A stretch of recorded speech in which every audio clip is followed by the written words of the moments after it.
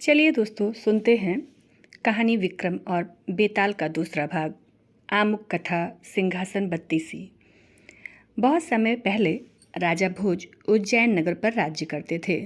राजा भोज आदर्शवादी, सामाजिक एवं धार्मिक प्रवृत्ति के न्यायप्रिय राजा थे। समस्त प्रजा उनके राज्य में सुखी एवं संपन्न थी। संपूर्ण भारतवर्ष में उनकी प्रसिद्धि दूर दूर तक फैली हुई थी। उन्हीं के समय में चली आ रही कहावत कहाँ राजा भोज और कहाँ गंगू तेली आज भी जनसाधारण को प्रभावित करती है। उज्जैन नगरी में कुम्हारों की एक चर्चित बस्ती थी। इस बस्ती के कुम्हार मिट्टी से आकर्षक और मनमोहक बर्तन बनाते थे। उनके द्वारा बनाए गए बर्तनों और आश्चर्यजनक कार्यों को दूसरे राज्यों में बड़े ही सम्मानपूर्वक देखा जाता था। यही कारण था कि इस बस्ती के सभी कुम्हार संपन्न और सम्मानित थे। कुम्हारों की इस बस्ती के आसपास मिट्टी के छोटे बड़े टीले थे, जिनकी मिट्टी बड़ी सुगंधित और चिकनी थी। राजा भोज के शासनकाल में प्रत्येक व्यक्ति संपन्न एवं सुखी था। कृषि भी होती थी और किसी भी प्रकार की कोई कमी न थी। इस बस्ती में कई वर्षों से एक गरड़िया भी काम करता था, जिसका नाम सूरजभान था। सूरजभान के घर से कुछ ही दूरी पर उसका एक घनिष्ठ मित्र रहता था। दोनों पड़ोसी होने के साथ साथ एक दूसरे से इतना प्यार करते थे कि एक दूसरे के लिए अपनी जान तक दे सकते थे। लेकिन एक बार छोटे बच्चों के मध्य झगड़े को लेकर दोनों में अनबन हुई, तो दोनों की दोस्ती दुश्मनी में बदलती चली गई। लेकिन सूरजभान ने अच्छे अवसर की तलाश कर फिर से दोस्ती को सहज बना लिया।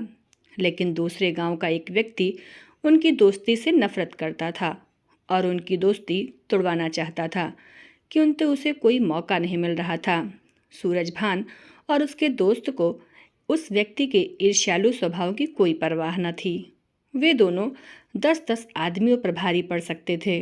दोनों बड़े आराम से गांव के आसपास के क्षेत्र के लोगों के पशुओं को चराया करते थे। एक दिन कुम्हार जब मिट्टी खोद रहा था तो मजबूत ईंट, मूर्तियाँ और घर गृहस्थी का बहुत सारा सामान निकल आया। समस्त राज्य में यही चर्चा थी कि कभी वहाँ किसी राजा का दरबार था। वह महल भयानक भूकंप के कारण देखते ही देखते तबाह हो गया। धीरे धीरे इस मिट्टी के ऊंचे टीले पर कुम्हारों ने अपनी बस्ती बना ली।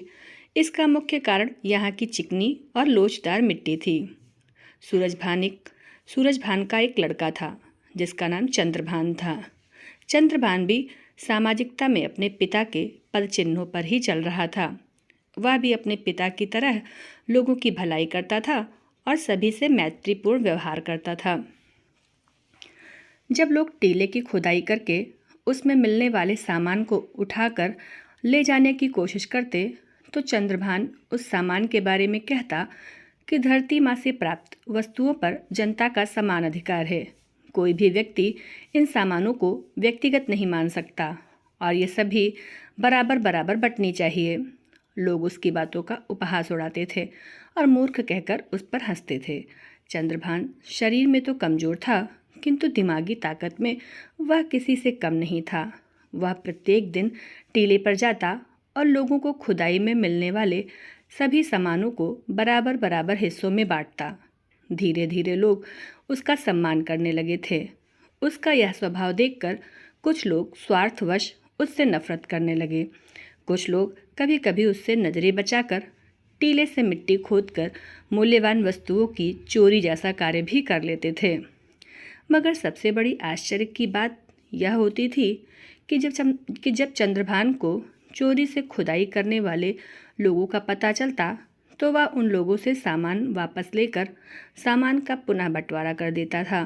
धीरे धीरे चंद्रभान के इस तरीके की चर्चा पूरे राज्य में फैलने लगी कि चंद्रभान एक न्यायप्रिय बाला लड़का है। गांव के समस्त लोगों ने उसको अधिक सम्मान देना शुरू कर दिया। चंद्रभान की सभी बातें ज्ञान ध्यान की होती थीं। वह लोगों को टीले पर एकत्रित कर लेता और उन्हें ज्ञान ध्यान की बातें बताता था। सभी लोग ध्यान लगाकर उसकी बातों को सुना करते थे। कभी कभी गांव के लोगों के बीच अन्य गांव के लोग भी शामिल हो जाया करते थे और उसकी बातें सुनकर राज्य के अन्य लोगों से भी चर्चा करते। चंद्रभान जब टीले से उतरकर अपने घर की ओर जाता था तो उसका व्यक्तित्व सभी लोगों को आकर्षित करता था। चंद्रभान हमेशा की तरह प्रत्येक सुबह उस टीले पर चढ़ जाता और आने वाले लोगों की बातें सुनता और कुछ न कुछ समाधान प्रस्तुत करता। उसकी बातों को सुनकर सब लोग अमल करने लगे थे। एक दिन चंद्रभान ने आने वाले लोगों से एक सवाल किया कि हमारे राज्य का राजा कौन है। तो कुछ लोगों को राजा का नाम तक याद नहीं था, किसी ने तो उसका चेहरा भी नहीं देखा था। बल्कि एक ने कहा, जब हमारे गांव में राजा आया तो पूरे गांव की फसल सैनिकों के आने से बर्बाद हो गई और पूरे गांव को साल भर भूखा मरना पड़ा। चंद्रभान ने लोगों की बातें सुनकर कहा कि राजा वह होता है जो मुसीबत के समय ही काम नहीं आता, बल्कि मुसीबत आने से पहले ही कुछ न कुछ बंदोबस्त कर देता है। लोगों के मन में चंद्रभान की बात कुछ अटपटी लगी कि उसको राजा भोज के विषय में कुछ भी नहीं बोलना चाहिए था।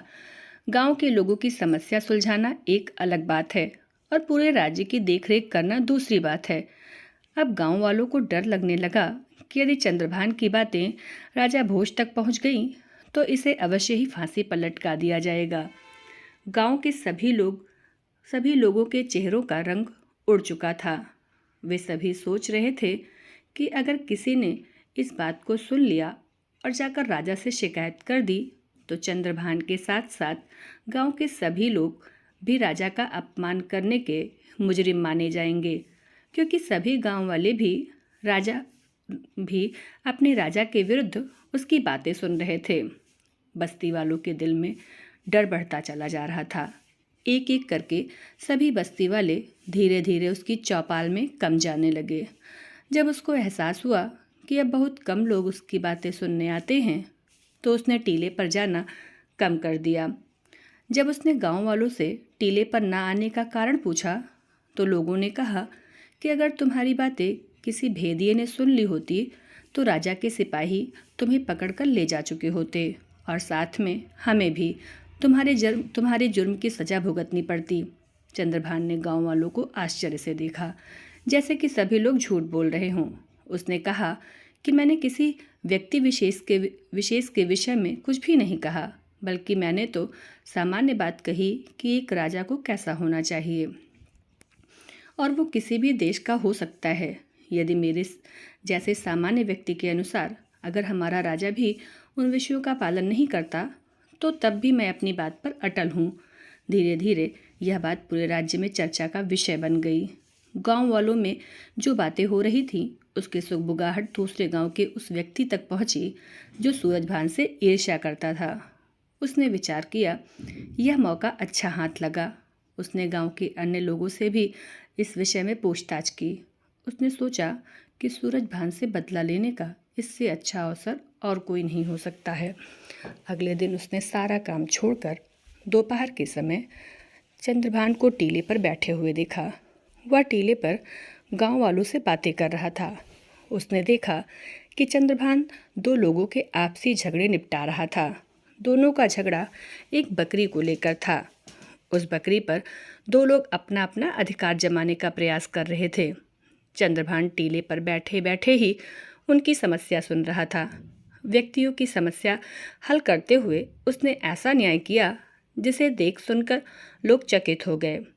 उनमें से एक व्यक्ति खुशी खुशी अपनी बकरी लेकर चला गया और दूसरा व्यक्ति चंद्रभान के न्याय से संतुष्ट था। यह एक उलझा हुआ मामला था। गांव वालों में किसी का भी दिमाग काम नहीं कर रहा था, लेकिन चंद्रभान ने असली दावेदार को आसानी से पहचान लिया। उसने अगले दिन पड़ोसियों के बीच एक बच्चे को लेकर हुए विवाद को निपटाते देखा। उस दिन भी चंद्रभान के न्याय की तारीफ सभी गांव वाले कर रहे थे। जब कुछ ही दिनों में चंद्रभान का नाम दूर दूर तक फैला तो उससे ईर्ष्या करने वाला दूसरे गांव का व्यक्ति और अधिक परेशान हो उठा कि चंद्रभान की चर्चा दूर दूर तक फैल चुकी थी।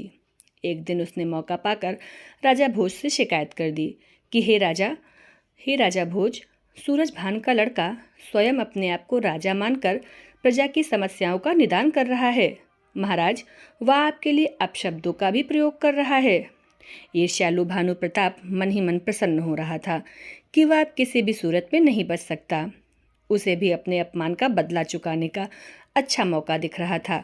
राजा भोज ने अपने सिपाहियों को आदेश दिया कि वे सूरजभान के लड़के पर नज़र रखें, उसके पास न्याय पाए जाने वालों को रोकें और फरियादियों को न्याय के लिए मेरे पास लेकर आएं। सिपाहियों ने राजा भोज के आदेश का पालन करना शुरू कर दिया। अगले दिन एक व्यापारी को राज दरबार में लाया गया।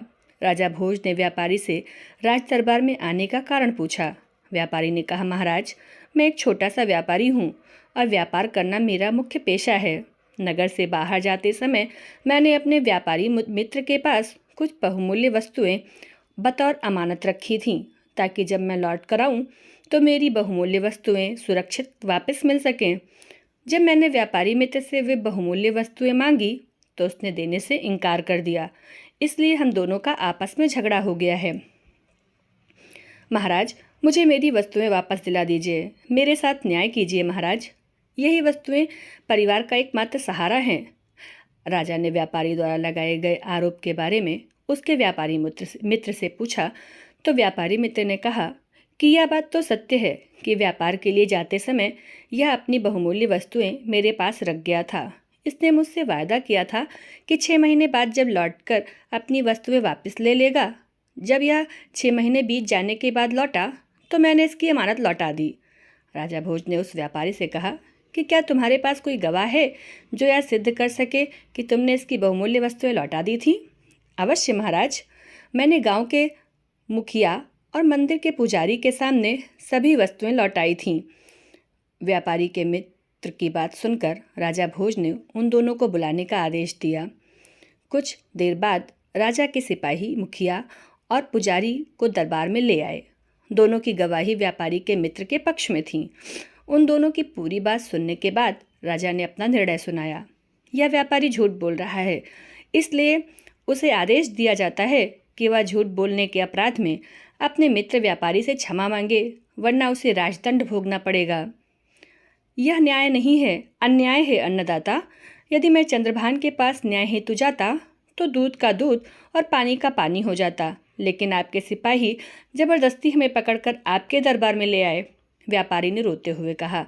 व्यापारी की बात सुनकर राजा भोज क्रोधित नहीं हुए, बल्कि यह सोचने लगे कि सूरजभान का लड़का कैसा न्याय करता है, जिसकी चर्चा हर जगह है। उसे चलकर देखना चाहिए। राजा भोज ने कहा, अगर तुम दोनों मेरे न्याय से असंतुष्ट हो तो जाकर उसी से न्याय मांग कर देख लो। मैं भी देखना चाहता हूँ कि वह किस प्रकार का न्याय करता है। राजा भोज की बात सुनकर व्यापारी और दोनों गवाह भी उसके पीछे पीछे चल दिए। बस्ती के सबसे ऊंचे टीले पर हमेशा की तरह चंद्रभान पहले से ही बैठा हुआ था। गांव के लोग उसके इर्द गिर्द जमा थे। राजा भोज भी भेष बदलकर वहां बैठ गया और उसका न्याय देखने लगा। व्यापारी ने चंद्रभान को जब अपनी विपदा सुनाई तो उसकी बात सुनकर चंद्रभान तेज स्वर में बोला, न्याय करने के लिए राजा होने की आवश्यकता नहीं, न्याय का अपना दृष्टिकोण होता है। यदि न्यायपूर्ण दृष्टिकोण हो तो कोई भी किसी भी समय सही न्याय कर सकता है। यदि मेरे वश में होता तो राजा भोज को यहाँ बुलाकर दिखाता कि न्याय किसे कहते हैं। चंद्रभान ने सबसे पहले व्यापारी के गवाह, गांव के मुखिया और मंदिर के पुजारी को बुलाया और पूछा कि बताओ, उन बहुमूल्य वस्तुओं में कौन कौन सी कितनी वस्तुएं थीं। चंद्रभान का यह सवाल सुनते ही मुखिया और पुजारी के होश उड़ गए। उन्होंने लड़खड़ाती जबान में कहा, हमने तो बस पोटली देखी। व्यापारी के मित्र से चंद्रभान ने कहा कि तुमने तो कहा था कि उन दोनों को दिखाकर बहुमूल्य वस्तुएं लौटा दी थी। अरे तुम तो एक बेईमान इंसान हो। दोनों को झूठी गवाही देने के लिए किस प्रकार का सौदा किया था। व्यापारी मित्र बुरी तरह कांपने लगा, उसकी टांगें लड़खड़ाने लगीं। व्यापारी का मित्र चंद्रभान के कदमों में गिरकर रोने लगा, मुझे क्षमा करें, मुझसे बहुत बड़ी भूल हो गई। मैं इनकी बहुमूल्य वस्तुएं लौटाने का वादा करता हूँ कि घर जाते ही इनको वस्तुएं दे दूंगा।